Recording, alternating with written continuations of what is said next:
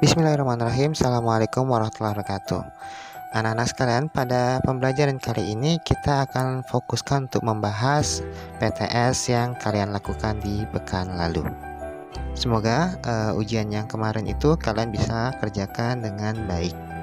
Nah, sekarang yuk mari kita bahas satu persatu soal PTS yang sudah dikerjakan kemarin.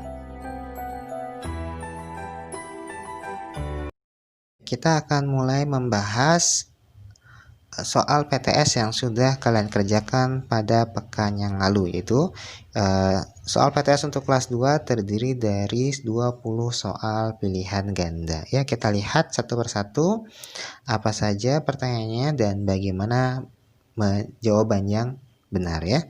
Kita mulai dari nomor 1. Kita membahas tentang babnya adalah tentang Nabi Muhammad SAW.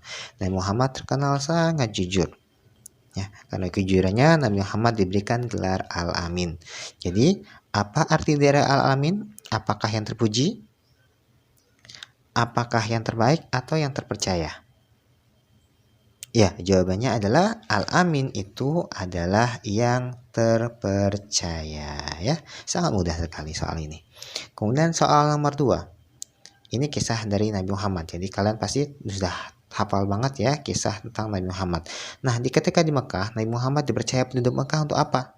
Terkait dengan sifat mandiri apa coba ya? Apakah Nabi Muhammad berdagang kurma, menjual kambing atau mengembalakan kambing? Ya, Nabi Muhammad SAW dipercaya untuk mengembalakan kambing di kota Mekah ya. Kemudian soal nomor 3. Karena berdagang dengan jujur, ini Muhammad tuh sangat mandiri. Dia salah satu kemandiriannya adalah di masa remaja ya. Kira-kira kelas 6 SD gitu kalau di usia kalian itu Nabi Muhammad sudah berdagang. Jadi kalau usia seperti kalian ini Nabi Muhammad mandiri dengan mengembalakan kambing. Jadi dia dapat upah dari mengembalakan kambing. Jadi upah itu dia untuk membantu keluarga yang ia tinggali ya. Jadi sudah mandiri sekali dalam soal keuangan gitu ya. Dan perilaku sehari-hari. Begitu sampai usia kira-kira 16 SD Nabi Muhammad sudah berdagang gitu ya. Dia berdagang dan sangat jujur. Karena berdagang dengan sangat jujur, Nabi Muhammad SAW mendapatkan apakah kerugian? Orang jujur bagaimana? Apakah merugi? Tentu saja tidak. Tantangan dari orang lain, jadi orang lain melawan? Tentu saja tidak ya. Ya, Nabi Muhammad mendapatkan keuntungan yang melimpah ya. Kemudian soal nomor 4, sikap jujur Nabi Muhammad harus kita apa cukup dipelajari saja? Tentu saja tidak cukup hanya dipelajari saja. Ya, kita harus meneladaninya. Kemudian soal nomor 5. Mengatakan sesuatu apa adanya disebut dengan apakah itu amanah, jujur atau berani? Ya, mengatakan sesuatu apa adanya disebut dengan jujur. Kemudian soal nomor 4. Anak muslim berperilaku jujur. Anak muslim titik-titik berperilaku jujur. Jadi harus berperilaku jujur ya. Kemudian soal nomor 7. Allah Subhanahu wa taala melarang anak muslim. Apa yang Allah larang? Apakah berkata apa adanya atau jujur? Atau berdusta? Ya, Allah Subhanahu wa taala melarang anak muslim untuk berdusta atau berbohong. Jadi kalian nggak boleh bohong sama orang tua, nggak boleh bohong dengan guru, nggak boleh bohong sama saudara atau orang lainnya, karena berdusta itu akan mengantarkan kalian kepada keburukan, dan keburukan itu akan mengantarkan kalian masuk ke dalam neraka yang sangat panas sekali. Nauzubillah, kita berlindung pada Allah agar kita tidak masuk ke dalam neraka. Kemudian nomor 8. Jika barang dagangannya rusak, maka Nabi Muhammad SAW akan menjelaskannya. Jadi jelaskan, misalnya Nabi Muhammad SAW menjual Gucci akan jelaskan, Pak, Gucci-nya ini adalah cat di bagian bawahnya agak terkelupas sedikit. Karena terkelupas sedikit saya jual dengan harga sekian. Harga aslinya adalah lebih mahal, tapi karena ada lecet saya kurangi harganya. Bagaimana mau tidak? Jadi diterangkan Nabi Muhammad SAW tentang apa keadaan dari barang yang ia jual. Kemudian soal nomor 9. Nabi Muhammad mengajarkan anak muslim untuk bersikap tentu saja kasih sayang ya, menyayangi satu sama yang lain. Kalian kalau punya kakak, sayang sama kakaknya. Kalau punya adik, sayang sama adiknya. Kalau hanya seorang diri di rumah, ya sayang kepada ayah, ibu, dan keluarga yang ada di sekitar kita. Kemudian nomor 10. Salah satu perilaku kasih sayang terhadap orang tua adalah apa?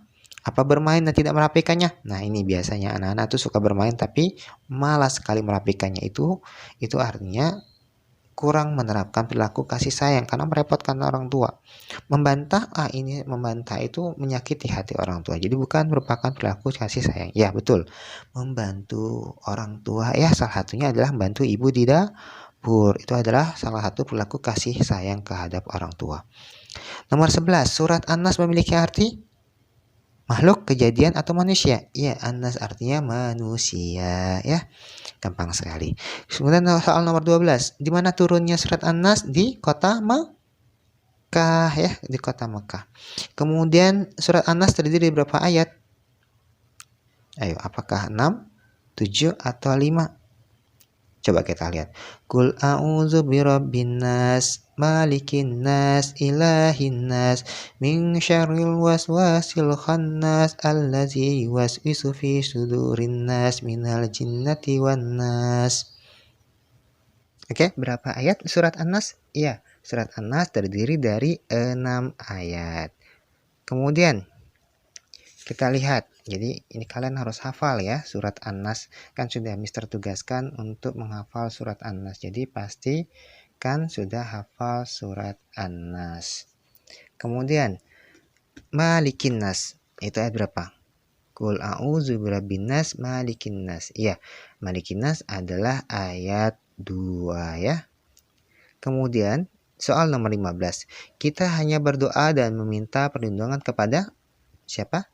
Hanya kepada Allah lah kita meminta segala sesuatu dan juga meminta perlindungan. Salah satu cara minta perlindungan adalah dengan membaca surat An-Nas ya.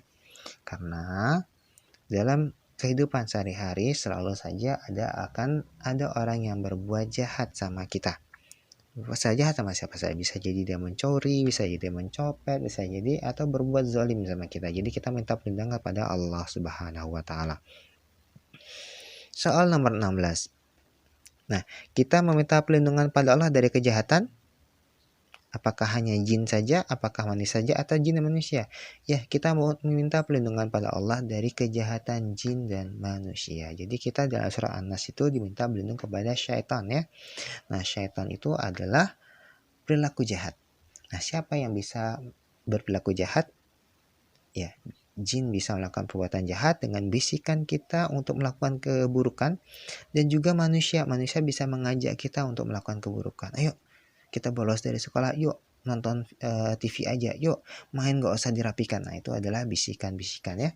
Bisikan semua itu adalah bisikan yang membuat kita berperilaku buruk. Siapa yang melakukan? Yaitu jin dan manusia ya.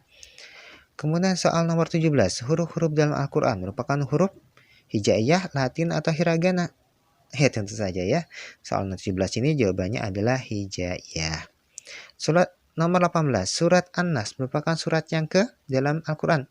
Surat An-Nas ini ada surat yang paling pojok, paling ujung, paling akhir ya. Jadi surat 114. Karena surat dalam Al-Quran berjumlah 114. Jadi surat An-Nas adalah surat yang ke-114. Kemudian soal nomor 19. Kitab suci umat Islam adalah Al-Quran, Bible, atau Tripitaka? Ya, tentu saja Al-Quran. Ya, pasti bisa menjawab ya soal nomor 19. Soal nomor 20. Al-Quran menggunakan bahasa apa? Kalian pernah lihat Al-Quran, punya Al-Quran di rumah kan? Bahasanya apa? Apakah Inggris, apakah Arab, ataukah Jepang? Ya, Al-Quran menggunakan bahasa Arab. Baik, kita sudah membahas 20 soal PTS ya. Semoga kalian bisa menguasai semuanya tanpa dibantu orang tua ya. Kalau dibantu orang tua jadi soalnya gampang sekali. Tapi semoga kalian, anak-anak sekalian kelas 2 ini bisa menjawab dan mengerti, memahami banget soal-soal yang ada di PTS ini dari diri sendiri tanpa bantuan orang tua. Oke, kita akan lanjutkan pembelajaran di pekan depan, yaitu kita akan masuk bab yang baru. Demikian dari Mister. Tetap sehat, tetap semangat, jaga kesehatan, jangan lupa sholat 5 waktu. Assalamualaikum warahmatullahi wabarakatuh.